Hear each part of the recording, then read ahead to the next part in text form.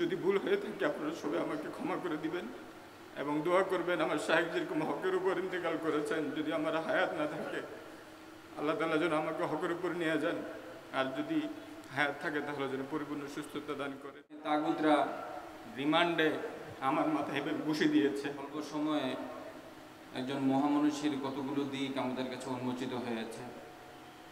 যখন হাজারো পৃষ্ঠাব্যাপী একটি স্মারক গ্রন্থ আমাদের সামনে আসবে, তখন না জানি আমরা আরও কত কিছু জানতে পারবো, যেটা কখনো আমাদের তাসাব্বুরেও ছিল না।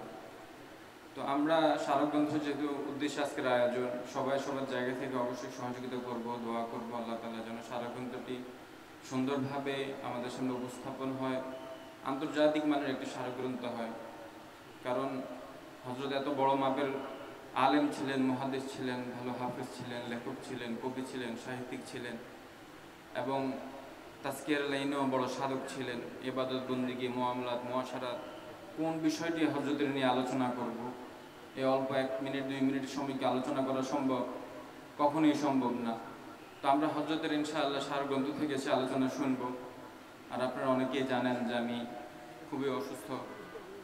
মূলত আপনাদের সামনে উপস্থিত হওয়া আমি আমার জন্য দোয়া চাওয়ার জন্য, আর আমার শাইখ ও মুর্শিদের জন্য আপনাদের কাছে দোয়া চাওয়ার জন্য। কারণ দিন ইসলামের রক্ষার জন্য, রাসূলের ইজ্জত সম্মান রক্ষার জন্য যে কোরবানি তিনি দিয়েছেন, হুজুর কখনো মিডিয়ার সামনে রিমান্ডের, টর্চার, জুলুমের কথা কখনো বলে নাই। কিন্তু এক পর্যায়ে শেষ সময় যখন আমরা যদি একদম কাছে ছিলাম, একদম অনেক মহব্বত স্নেহ করতেন, হুজুর বলতেছিলেন যে জালেমে তাগুতরা রিমান্ডে আমার মাথায় এভাবে বসে দিয়েছে। ওরা রিমান্ডে এমন কোনো নির্যাতন নেই যা ওনার উপর করেন নাই, কিন্তু মানুষের সামনে এই জন্য বলেন নাই, ওনার ধারণা যে বললে যদি আমার নেকি কমে যায়। রিমান্ড, কষ্ট সহ্য এগুলো তো আল্লাহর জন্য। তো যিনি দিন ইসলামের জন্য এত কোরবানি করেছেন, আজকে যদি হযরত জীবিত থাকতেন, হয়তো আমরা আলেম ওলামা এবং দিনদাররাই সবচেয়ে বেশি, সব ধরনের সহযোগিতা, সাপোর্ট আমাদেরই বেশি থাকতো। কারণ আমাদের আকাবির ওলামা হযরতদের মধ্যে হযরত যে কোরবানি দিয়েছেন, লোভ, লালসা, হুমকি দুমকি, রিমান্ড, টর্চার, জুলুম, অত্যাচার কোনো কিছুই কমতি রাখে নাই। একদিন আমি আর হযরত হুজুরের বাসায় ছিলাম।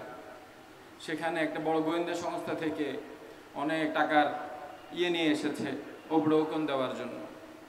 তো ওরা আমরা হঠাৎ জিজ্ঞেস করলো যে গিফটের আরবি কি? আমি বললাম হাদিয়া।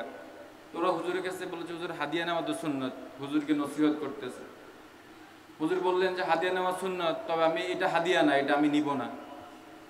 তো সেখানে রাতের অন্ধকারে, রাতে 11:30 12টা হবে, যদি সেই লেনদেন হুজুর গ্রহণ করতেন, কিরামান কাতিবিন ছাড়া, 2-4 জন ছাড়া পৃথিবীর কেউ জানতো না। এই ধরনের কত লোভ লালসাকে হুজুর উপেক্ষা করেছেন। আমাদের সামনে এত সুন্দর একটা মডেল, আইডল আমাদের সামনে রয়েছে।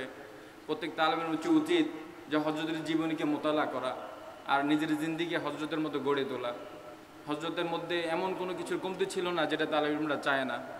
তো আমি আপনাদের কাছে দোয়া চাই, আল্লাহ তাআলা যেন আমাকে ক্ষমা করে দেন। দীর্ঘ সময় হাঁটাচলিতে থাকার কারণে আপনাদের অনেকের সাথে উঠা বসা ছিল। আমি ছোট মানুষ, চেষ্টা করেছি আপনাদের সাথে সবসময় ভালো ব্যবহার করতে।